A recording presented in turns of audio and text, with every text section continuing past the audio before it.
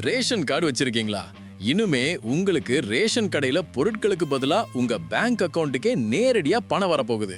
இது யாருக்கெல்லாம் கிடைக்கும், எப்ப வரும், இந்த அதிரடி மாற்றத்தோட பின்னணி என்ன? முழு விவரமும் இதோ.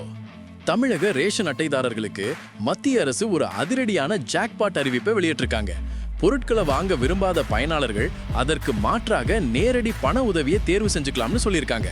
அதாவது அரிசி, கோதுமைக்கு பதிலா அந்த மானிய தொகையை நீங்க பணமா வாங்கிக்கலாம். இது எப்படி வேலை செய்யுதுன்னு இப்ப பார்ப்போம்.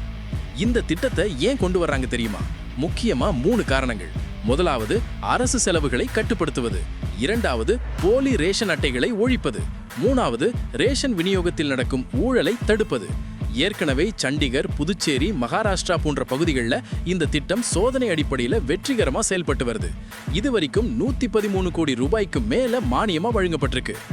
இப்போ முக்கியமான கேள்வி, இது தமிழ்நாட்டுக்கு எப்ப வரும்? கூடிய சீக்கிரமே இந்த திட்டத்தை தமிழகம் முழுவதுமே அமல்படுத்த மத்திய அரசு திட்டமிட்டிருக்காங்க. இந்த திட்டம் வந்தா மக்கள் தங்களுக்கு தேவையான தரமான பொருட்களை வெளிச்சந்தையிலேயே வாங்கிக்க முடியும். ஆனா இதுல ஒரு சவாலும் இருக்கு. ரேஷன் கடை ஊழியர்களின் வேலை வாய்ப்பு இதனால பாதிக்கப்படலாம்ன்ற அச்சமும் நிலவுது. இந்த 1000 ரூபாய் அல்லது மானிய தொகையை நீங்க பணமா வாங்க விரும்புறீங்களா, இல்ல எப்போதும் போல ரேஷன் பொருட்களாவே வாங்கிப்பீங்களா? உங்களோட கருத்தை மறக்காம கமெண்ட்ல சொல்லுங்க. இது போல உடனுக்குடன் அரசு அறிவிப்புகளை தெரிஞ்சுக்க சேனலை சப்ஸ்கிரைப் பண்ணிக்கோங்க. அடுத்த வீடியோவில் சந்திப்போம்.